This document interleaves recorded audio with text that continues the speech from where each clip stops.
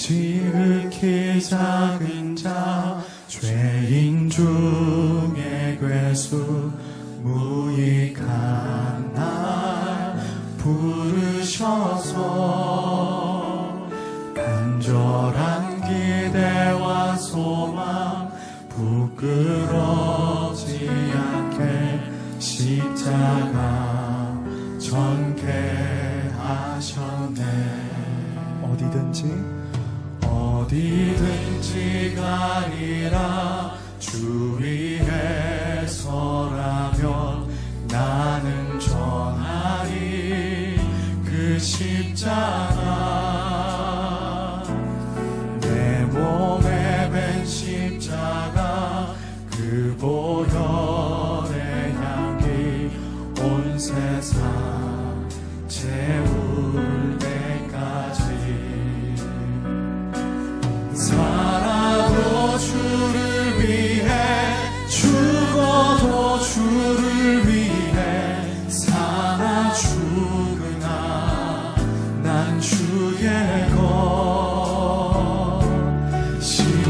십자가의 능력 십자가의 소망 내 안에 주만 사시는 것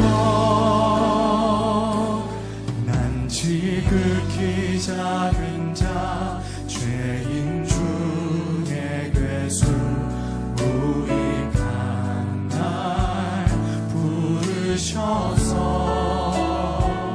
간절한 기대와 소망 부끄럽지 않게 십자가 전 우리의 고백으로 주님 앞에 나갑니다. 살아도 주를 위해 살아도 주를 위해 죽어도 주를 위해 사나 죽으나 난 주의 것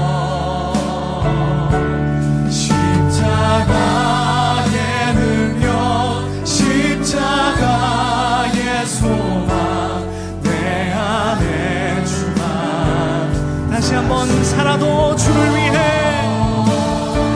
살아도 주를 위해 죽어도 주를 위해 사나 죽으나 난 주의 것 십자가의 능력 십자가의 소망 내 안에 주만 사시는 난 지극히 작은 자 죄인 중에 괴수 무익한 나 주님, 우리 한 사람 한 사람이 주님 앞에 무익한 종일진데 주님, 우리가 그 소망에 부끄럽지 않은 삶 사는 모든 한 사람 한 사람의 직분자 성도 되게 인도하여 주옵소서. 전케 하셨네. 내 사랑 내 사랑 나의 십자가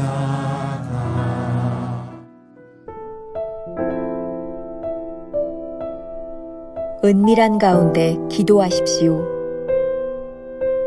너는 기도할 때에 내 골방에 들어가 문을 닫고 은밀한 중에 계신 내 아버지께 기도하라. 은밀한 중에 보시는 내 아버지께서 갚으시리라. 마태복음 6장 6절. 예수님께서는 은밀한 중에 계신 내 아버지를 꿈꾸라고 하지 않으시고 은밀한 중에 계신 네 아버지께 기도하라고 하셨습니다. 기도는 의지의 노력입니다. 은밀한 곳에 들어가 문을 닫은 후 가장 하기 어려운 것이 기도입니다. 기도할 때 우리는 우리의 생각들을 정상적으로 활동하도록 할 수 없습니다. 기도의 첫 번째 갈등은 방황하는 생각들입니다. 혼자 기도할 때 가장 큰 싸움은 정신적으로 방황하는 생각들을 극복하는 것입니다. 우리는 우리의 마음을 훈련해 의지를 가지고 기도에 집중할 수 있어야 합니다. 우리는 기도를 위해 특별한 장소를 선택해야 합니다. 우리가 그곳에 가서도 우리의 마음은 날파리 같은 생각들로 가득 차게 됩니다. 이것도 해야 하고 저것도 해야 하는데 내 문을 닫고 은밀한 조용한 시간이란 모든 감정의 문을 의도적으로 닫고 하나님을 기억하는 것을 의미합니다. 하나님은 은밀한 가운데 계시며 은밀한 곳에서 우리를 보십니다. 주님은 다른 사람이 우리를 보듯이 또는 우리가 자신을 보듯이 보는 분이 아닙니다. 우리가 참으로 은밀한 가운데 살아갈 때 하나님을 의심하는 것은 불가능하게 되며 우리는 무엇보다 하나님을 더욱 확신하게 됩니다. 예수님께서는 하늘아버지는 은밀한 곳에만 계시고 다른 곳에 계시지 않는다고 말씀하셨습니다. 은밀한 곳으로 들어가십시오. 그러면 모든 환경의 중심에 언제나 하나님이 계심을 발견하게 될 것입니다. 모든 상황을 가져가 하나님과 대면하는 습관을 기르십시오. 매일 잠이 깨는 첫 순간에 당신의 문을 활짝 열고 주님이 들어오시도록 하는 것을 배우지 않으면 당신은 온종일 잘못된 차원에서 일하게 될 것입니다. 그러나 문을 활짝 열고 당신의 아버지께 은밀한 가운데 기도하면 모든 보이는 일마다 하나님의 임재의 흔적이 남을 것입니다. 김병삼 목사의 매일 만나 365, 오늘은 8월 23일 은밀한 가운데 기도하십시오 라고 하는 제목으로 말씀을 나누어 보도록 하겠습니다. 첫 번째, 집중하기. 오늘 묵상은 기도에 대한 가르침입니다. 오늘 챔버스의 묵상에 나오는 첫 문장이 요점입니다. 예수님께서는 은밀한 중에 계신 내 아버지를 꿈꾸라 하지 않으시고 은밀한 중에 계신 내 아버지께 기도하라고 하셨습니다.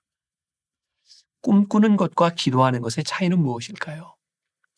우리가 잠을 잘 때 꿈꾸는 모습을 생각해 보시기 바랍니다. 꿈은 의지를 가지고 꾸는 것이 아니라 잠을 자다가 자연스럽게 꿉니다.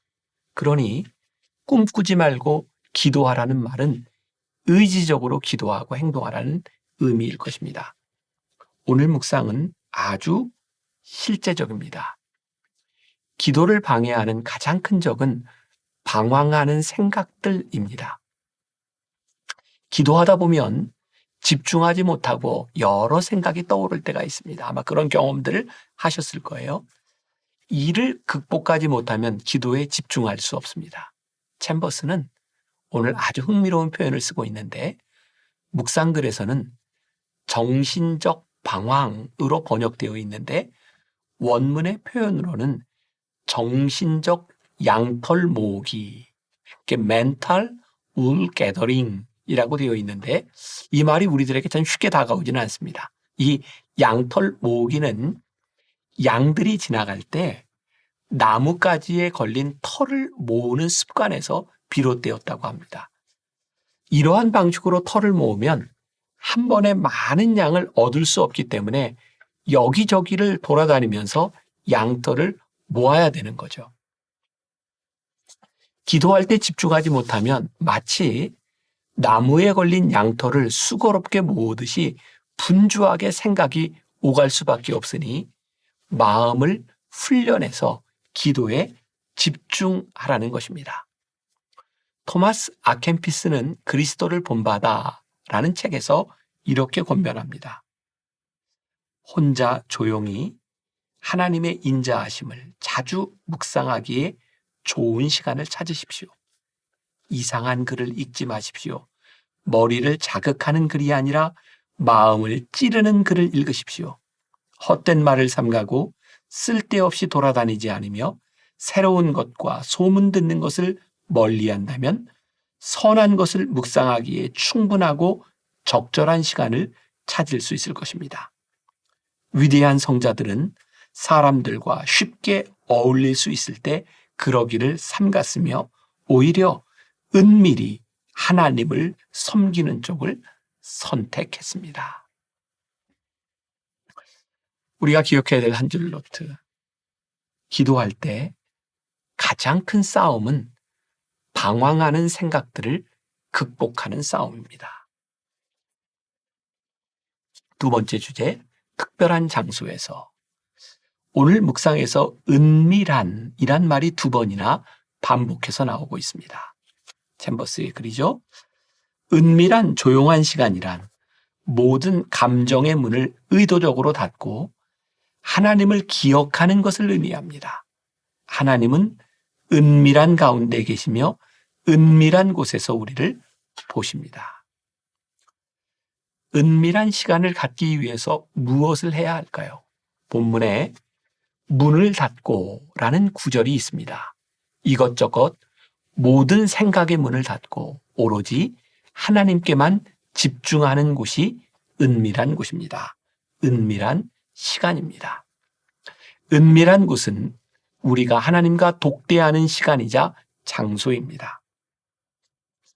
이것저것을 보는 것이 아니라 오로지 하나님만을 보는 것입니다. 그러니 은밀함 가운데서 하나님을 바라볼 때 의심하지 않게 될 것입니다.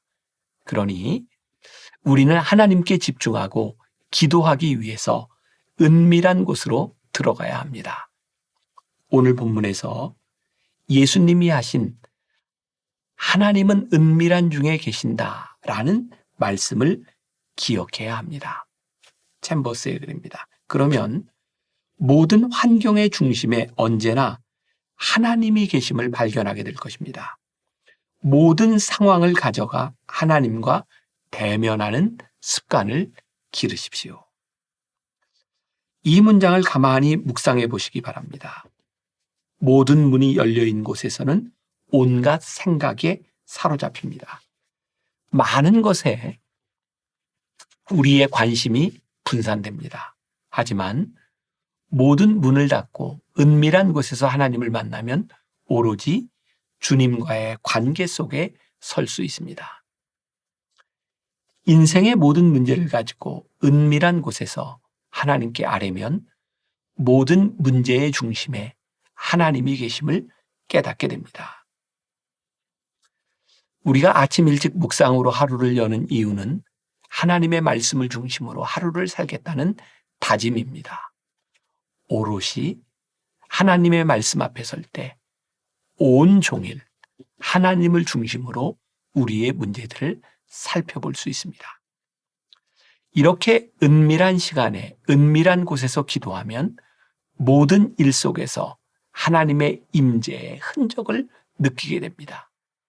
이때 우리는 하나님 중심의 삶을 살게 될 것입니다. 최용우 씨가 운영하는 햇볕 같은 이야기 홈페이지에 보면 한국 교회의 기도가 외식하는 기도에서 골방 기도로 방향을 바꿔야 한다라는 글이 실려 있어요. 마태복음 6장 5절에 또 너희는 기도할 때 외식하는 자와 같이 하지 말고 그들은 사람에게 보이려고 회당과 큰 거리 어귀에 서서 기도하기를 좋아하니라 라는 말씀이 있어요. 외식하는 자로 번역된 헬라어 휘포크리테스의 뜻은 연극배우입니다. 연극배우처럼 다른 사람들에게 들려주고 보여주기 위한 미사여구의 기도는 외식하는 자의 기도일 뿐입니다. 사실 기도는 이렇게 하는 것이다 라고 정의하는 것이 쉽지 않습니다. 오늘 묵상에서 은밀한 기도에 대해 말하고 있지만 다른 곳에서는 부르짖는 기도에 대해서도 말하기도 합니다. 그러나 최용우 씨가 지적한 대로 그동안 한국교회는 은밀한 곳에서 하나님을 만나기보다 청원하는 기도에 더욱 집중했던 것 같습니다. 은밀한 곳에서 하나님과 동거하기보다는 내가 있는 곳으로 하나님을 초청하는 기도에 더 매달렸던 것이죠. 그래서 우리의 삶에 역사하시고 함께 하시는 하나님을 고백하기보다 늘 환경을 바꾸시는 하나님께 기도하며 현재의 상황을 부정할 때가 많았던 것 같습니다. 오늘 챔버스의 묵상 글이 마지막 문장으로 참 좋습니다. 그러나 문을 활짝 열고 당신의 아버지께 은밀한 가운데 기도하면 모든 보이는 일들마다 하나님의 임재의 흔적이 남을 것입니다. 우리가 기억해야 될 한 줄 노트. 은밀한 곳은 하나님과 독대하는 자리이기에 모든 문제 가운데 하나님의 다스림만을 기다리는 장소입니다. 오늘 하루 이런 질문을 가지고 살아봅시다. 당신에게 은밀한 장소는 어디인가요? 오로지 하나님만을 독대하는 은밀한 시간은 언제인가요? 기도하겠습니다. 오늘 하나님께서 우리들에게 주시는 기도의 가르침에 주목합니다. 은밀한 곳에서 하나님만 마주할 수 있는 그 시간 가운데 기도하는 그 기도를 우리가 잃어버렸던 것 같습니다. 우리는 누군가에게 우리의 기도하는 모습이 보이기를 원했고, 우리는 우리의 현재 상황 가운데서 늘 우리의 상황이 바뀌어지기를 위해 기도했던 것 같습니다. 은밀한 가운데 하나님이 우리와 함께 하신다면, 이 상황 한가운데서 우리 가운데 역사하시는 하나님을 고백할 수 있다면 우리의 믿음이, 우리의 신앙이 지금 이 자리가 얼마나 귀하게 고백되겠습니까? 오늘 하루를 살아가는 우리 성도들, 오늘 묵상하며 하루를 시작하는 우리들의 성도들 가운데 오늘 이 시간에 우리 가운데 임재하시는 하나님을 고백하는 하루가 되게 하여 주옵소서. 우리의 삶의 한가운데서 은밀한 시간과 은밀한 장소를 경험케 하여 주옵소서. 예수님의 이름으로 기도했습니다. 아멘.